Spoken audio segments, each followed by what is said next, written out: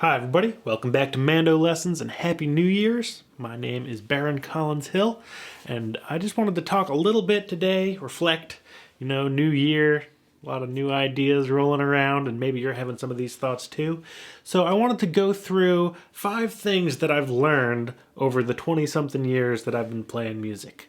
I got into playing the mandolin. Mandolin's my first instrument, and I started playing right around the year 2000, and I feel like I've learned a fair number of things. I don't claim to know it all, but a couple things have been rolling around in my head lately that I think are really important and have really helped me in my musical journey.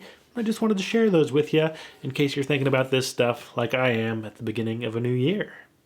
The first thing, and if you've been around here before, you'll know I'm all about having things be fun. So if you can make playing the instrument fun, that's much more important than really driving yourself to learn scales and arpeggios and really technical things if they don't bring you enjoyment. So, get a couple fun tunes under your fingers, find a friend to play some music with, just throw stuff around. It doesn't need to be good, it just needs to be fun.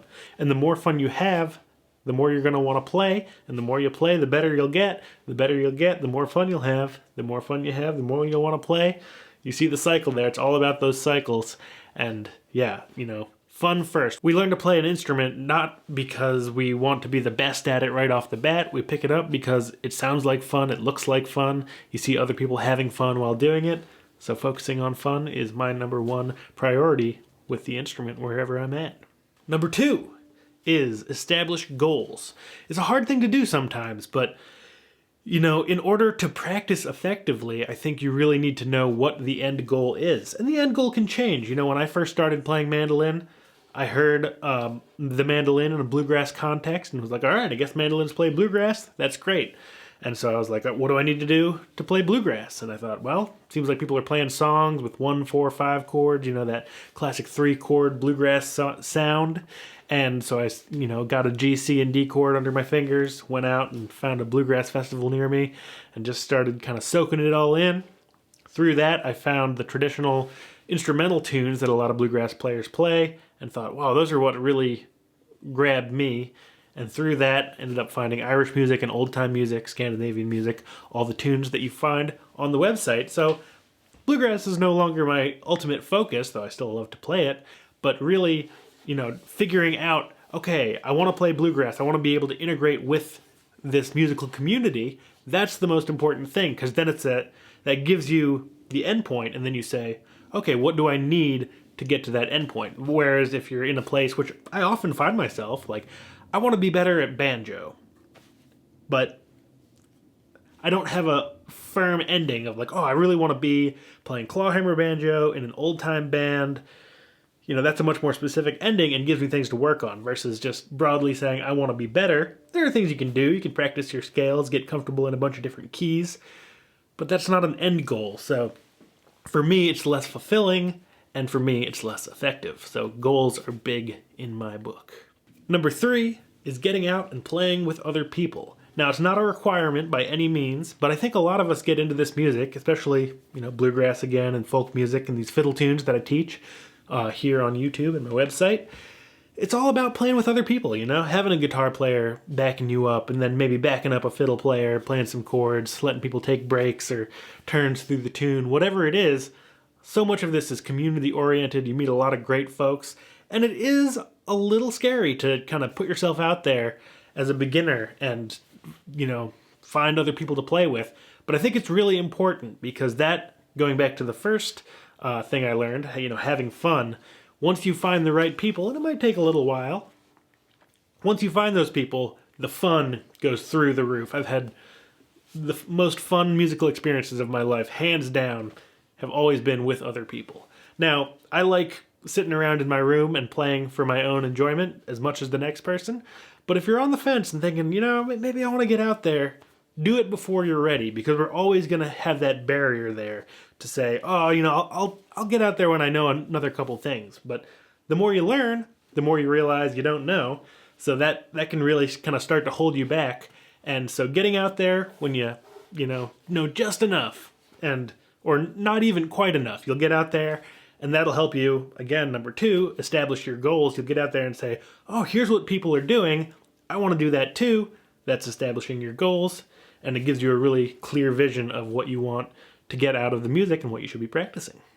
Number 4, I'm big on technique and tone. This all, again, goes back to number 1, having fun, sounding good. Working on tone and getting a good sound out of your instrument is going to make you want to play more. And having good technique means being more comfortable while you play so that you can play longer and you can play faster and you can keep up with other musicians. You can get out and play with other people. As you can see, all of these ideas are very interconnected. But if your technique is good, you're able to play for longer. If you can play for longer, you're able to get better quicker. And again, the cycles come on back through. And the same thing with tone. If you're making a really pleasing sound come out of the instrument, it's going to be that much more fun to sort of hear yourself and to have other people want to play with you because you've got a really great sound and you've got a good sense of tempo. All that sort of stuff really goes back to the fundamentals, the basic techniques, and good tone. So getting comfortable with the instrument, making it sound good, is really high up on my list.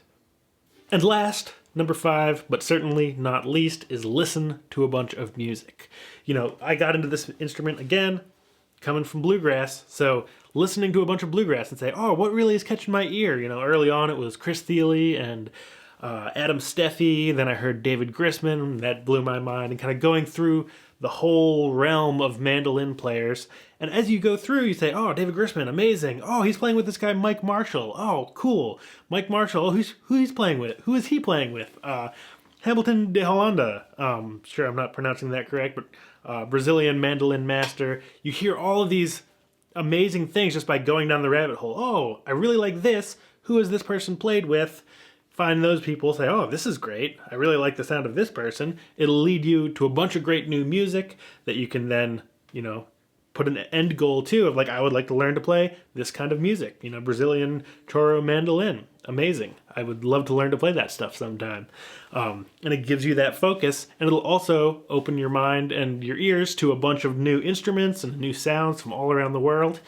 And the more you listen, the more you'll have a sense of, okay, here's what the mandolin's role is in this music. If you want to play bluegrass, listening to a bunch of jazz is not going to help you play better bluegrass. It sounds a little obvious kind of as a sentence, but it makes a lot of sense in terms of, having a goal of, okay, I want to play bluegrass, so I should listen to a lot of bluegrass. So I have that innate sense of, oh, the mandolin does this. It chops when it's not playing melodies or solos, and then when it's playing solos, here's some of the vocabulary that mandolin players use. That all comes through listening, so the more you listen, the more you know. All right, there you go. That's just 5 rapid-fire tips. I hope you all are having a great start to 2023. Of course, more mandolin lessons here on the YouTube channel, as well as mandolessons.com. Always free, lots of more kind of hands-on musical lessons here. And just take a look around and see what you can find. It's always free, but donations are greatly appreciated, whether it's through PayPal or the Patreon link in the description. Grab a shirt, whatever it may be is your style, is greatly appreciated, but not required. And I look forward to seeing you soon. Bye-bye.